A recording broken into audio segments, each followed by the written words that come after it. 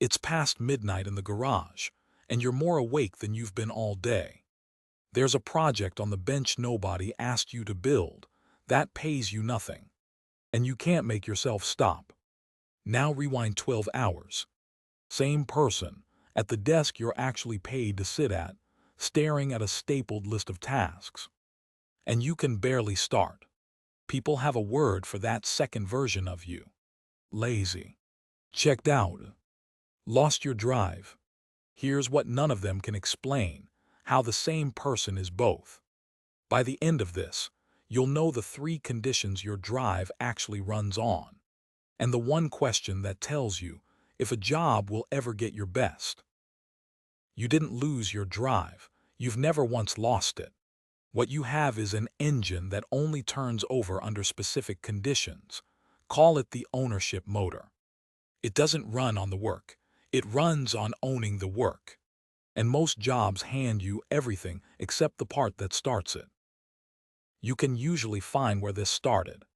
As a kid, you were the one who took the thing apart to see how it worked, then rebuilt it your own way.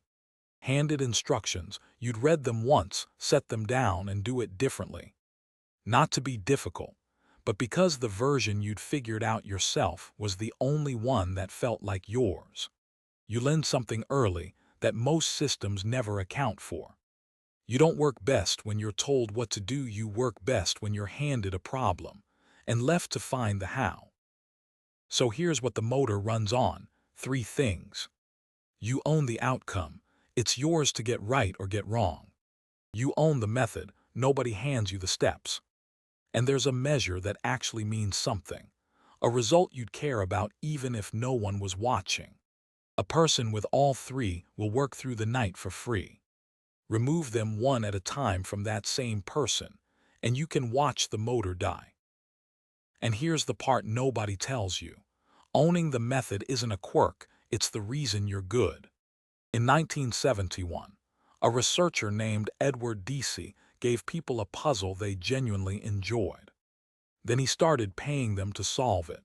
When the money stopped, so did they. They'd lost interest in the thing they used to do for fun. The reward had quietly replaced the reason. He and Richard Ryan built that into self-determination theory. Autonomy, directing your own work, is part of what motivation is made of. Take away the how and you don't just annoy someone like this, you switch them off. Which is exactly what an ordinary job does, without meaning any harm. It hands you an outcome someone else defined. It hands you the method, the process, the steps, the way it's always been done. And it grades you on a metric you'd never have chosen. 3 for 3.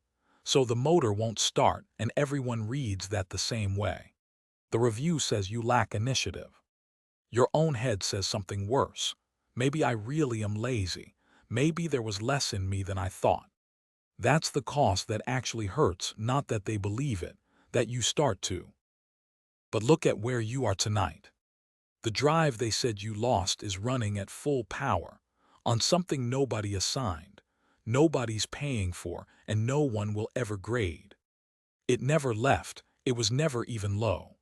It was waiting for a piece of work that was actually yours. So the question was never whether you have a motor. Anyone can see you have one.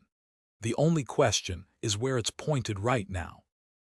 So this week, test it. In front of any piece of work, ask one thing: did they hand you a problem or hand you a method? Handed a problem and left to solve it your way, that's where your best lives.